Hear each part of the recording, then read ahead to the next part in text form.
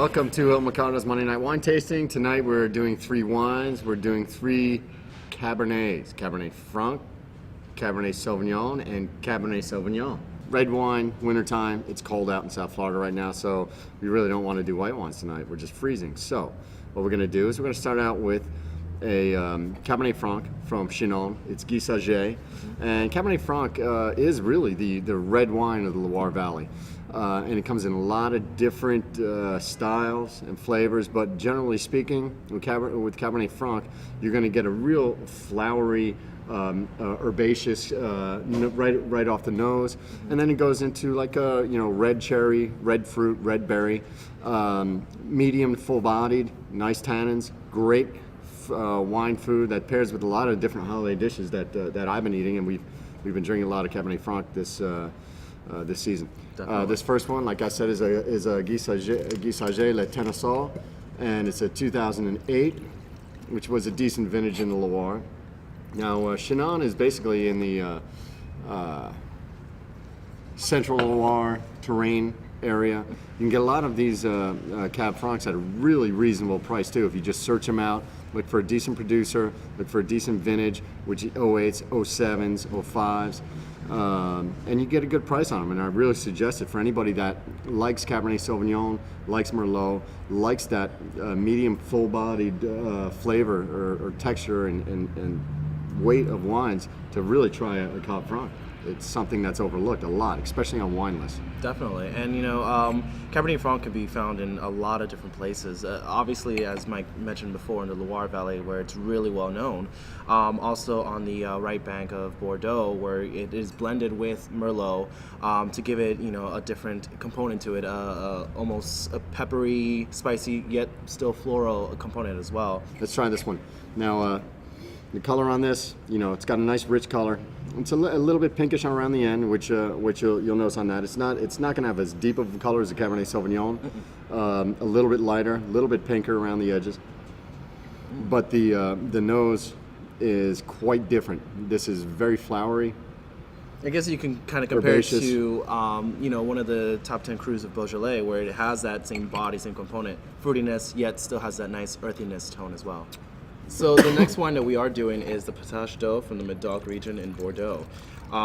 With this blend, we are introducing the Cabernet Sauvignon grape as the main grape itself, which interestingly enough, Cabernet Sauvignon has been found to be a cross, I believe, of the Cabernet Franc grape and Sauvignon Blanc.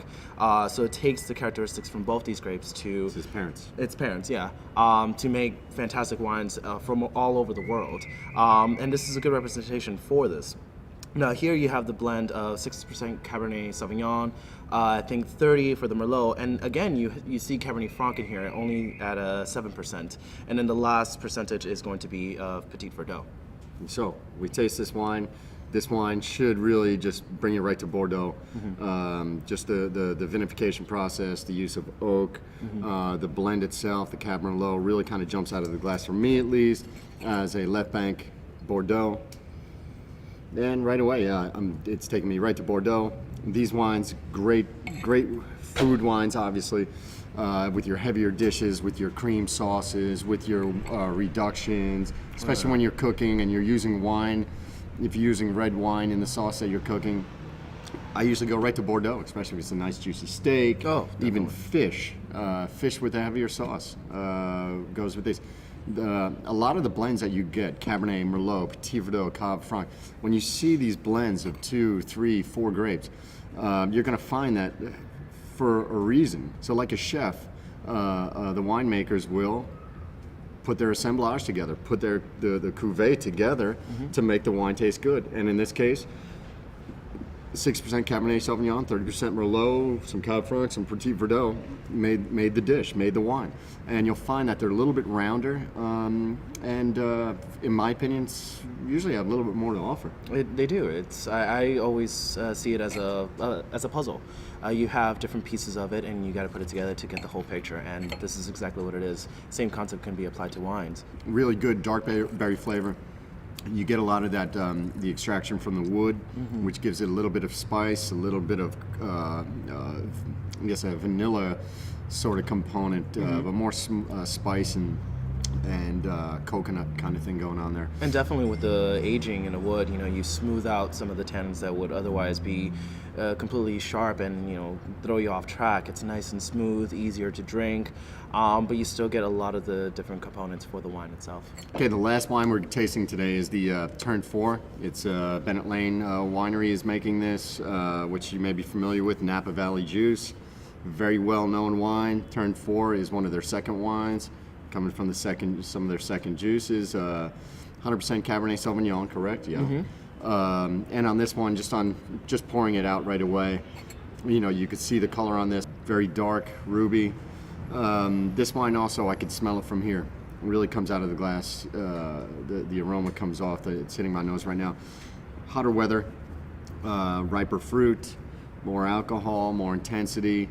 But again, this one sees a decent amount of wood to mellow out the tannins a little bit, and it drinks great. And this one is fairly inexpensive for this good of a Cabernet, Napa Valley. The reason why we chose these in particular is because we wanted to show the different styles of the Cabernet family, where you have Cabernet Franc that can actually ripens a little earlier than the Cabernet Sauvignon, so it has the potential to be grown in cooler climates.